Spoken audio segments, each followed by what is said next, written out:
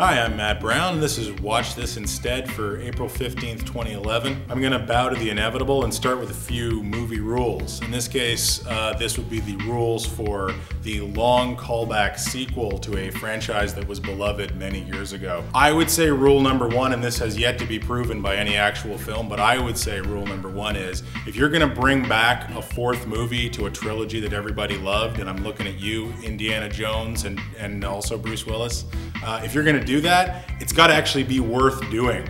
It's not enough to just do a movie that's as good as the originals, or even certainly not as good as the originals. You've got to take it to the next level.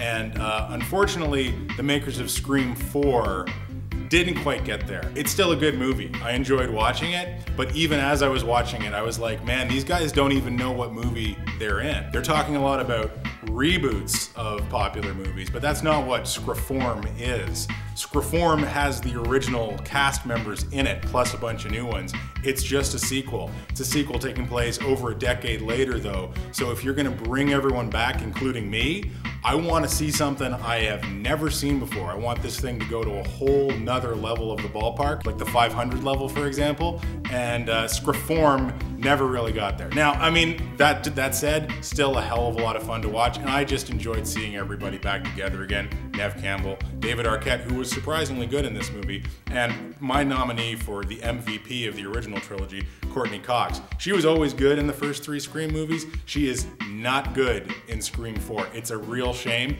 They don't give her anything to do, and she is under so much Botox that she can't do anything with the nothing they give her anyway. So I will give you a new MVP for Scre4m, and that is Hayden Panettiere. She kicks the freaking cover off the ball in this movie. She is so much better than everybody else in this movie that it almost doesn't even seem fair. She's playing the best friend of the new main character, and yeah, she's funny, she is sexy, and she gives the best freaking right out as the killer is about to kill someone she cares about scene, possibly in all four Scream movies. And that's not a short list. She nails it. It's incredible. So she is far and away the best thing in this movie. The program is called Watch This Instead, so I'm going to give you a suggestion based on a film that they actually name check in Scream 4, for which I am very grateful. It is the 1960 film Peeping Tom, which was directed by Michael Powell. In Scream 4, they say that it is the movie that actually kicked off the slasher genre.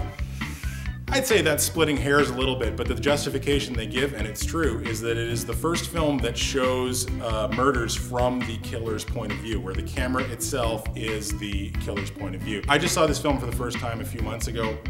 It blew my mind. Like, it is actually probably now one of my favorite films ever made. And if you are a fan of movies and just like basic cinematic language and how you can use cinematic language to convey story, create fright, tell character, all the stuff that cinema's supposed to be doing anyway, this is your film, man. It's really something to see. Like, it is Citizen Kane level use of the camera, use of editing, use of sound, and it's all centered around a scary movie about a guy who likes to make movies and also likes to kill pretty girls. It's a hell of a thing to see. It's available from the Criterion Collection. I believe it's out of print, but that doesn't mean your local video store will not have a copy. Seek it out. Peeping Tom, 1960. Watch that instead if you don't feel like going to see Scream 4, or go see Scream 4. It was fun to watch. I don't begrudge it at all. I just wanted a little bit more. So that's Watch This Instead for April 15th. My name is Matt Brown. On Twitter, I'm Tedrick, T-E-D-E-R-I-C-K. I am one of the co-hosts of MAMO. You can get us at mamo.ca. And this is The Substream, thesubstream.com, or on Twitter, The Substream. Thanks.